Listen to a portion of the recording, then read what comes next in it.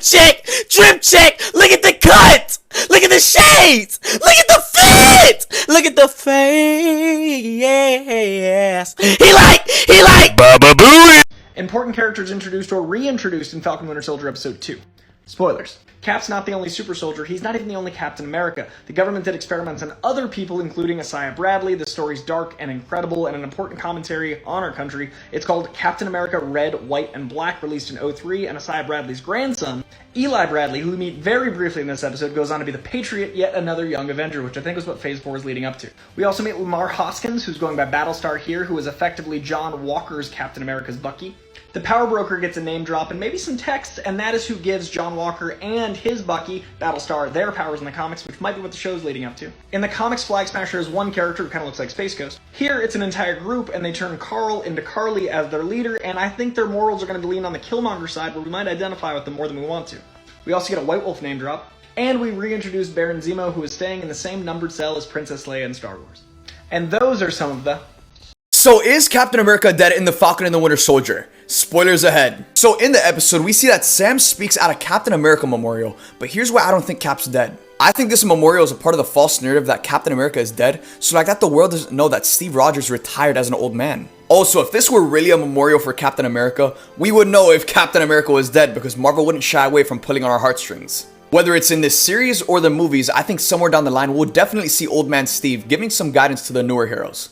Anybody else having a hard time with the fact that we now have discrimination in the MCU? Last week, we had to start a GoFundMe for Sam. This week, we start off with John Walker. Can we say white privilege? Yeah, okay, he has a resume, he's a good soldier. But we know a good soldier doesn't always make the best heroes. We learned that in the first Captain America movie. All I see is another entitled white guy with no top lip. This whole scene, I was looking at the TV just like Bucky. No, Steve Rogers? Then we learn about Isaiah. What they did to me in jail for 30 years. So here we learn that there's always been a black Captain America. I was thrown in jail, experimented on, while Steve got to run around and save the world. Before we can even process that, we get this Black Avengers Matters moment. I am calm. What do you want? They would have put Sam on that hood and handcuffed him. There would have been riots in the street. Justice for Sam! Free the Falcon!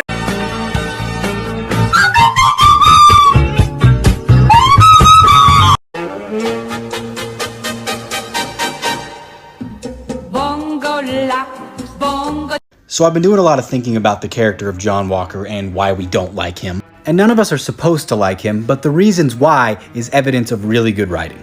They've set him up as the exact opposite of Steve Rogers in the same role of Captain America. Remember the following scene from the first Avenger? Whatever happens tomorrow, you must promise me one thing. That you will stay who you are. Not a perfect soldier, but a good man. Immediately, when we're introduced to John Walker, they set him up as a perfect soldier. They run down his resume of why he's such a great soldier and needs to take over the mantle of Captain America. And as we get to know him throughout episode 2, we can see he doesn't have the same compassion as Steve Rogers. He's arrogant and parades himself around as the savior of America post-blip. Plus, he is just an extension of the government. Steve fought a civil war against Tony about government control. He's the opposite of Steve Rogers. Now look at this. He's the only dude. When we were in Prague, he had a 106th birthday party for Bucky. That's cool, but he didn't invite anybody. So he had a birthday party for himself, by himself. A cake, 106 candles, himself. Sebastian Stan, everyone. We fight one of the three. So who are you fighting now, Gandalf? How do you know about Gandalf? I read The Hobbit in 1937 when it first came out. Ha! Bucky's a fucking nerd. I love it. Who is the better friend with Chris Evans? Me. And to quote Chris Evans, news to me. If both of you were to text Chris right now at the same time, who would he respond to first? Let's see. You ready? Yep. Haha, Evans just hit me back. What'd he say? Not me. There we go. Oh, he got me. He beat you by a second. I love him. Then I text him, I love you. He texts me back, I love you too. Miss you. I love you. Hope you're good. He goes, he beat you by a second. Have you seen all 23 Marvel films? Yeah. Except for the last Spider-Man, but that's just because I always have to be in the right mood in order to see Tom Holland, and lately I'm less and less Just in that mood. not in that mood. Wow. He's the most likable man on the planet, and you are the only two people giving him shade. What's going on? That's what he wants you to think. Guys, you know when Bucky said to Sam, if he was wrong about you, then he was wrong about me? It just made me think that Bucky literally thinks that Steve regrets saving him because Steve left him.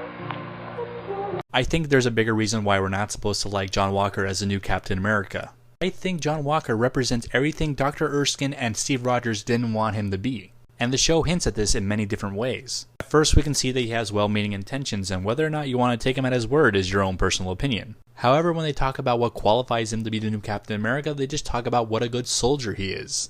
And as the episode goes on, we get to see a bit of his true nature, a bit arrogant and very entitled. And remember, Dr. Erskine's priority was that Steve remained a good man and not a perfect soldier, and that would become his defining trait.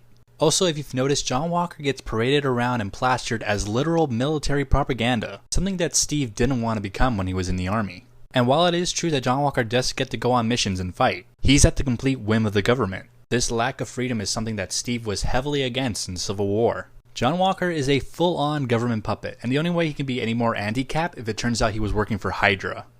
But that's just a theory. It is with great honor that we announce here today that the United States of America has a new hero. Join me in welcoming your new Captain America.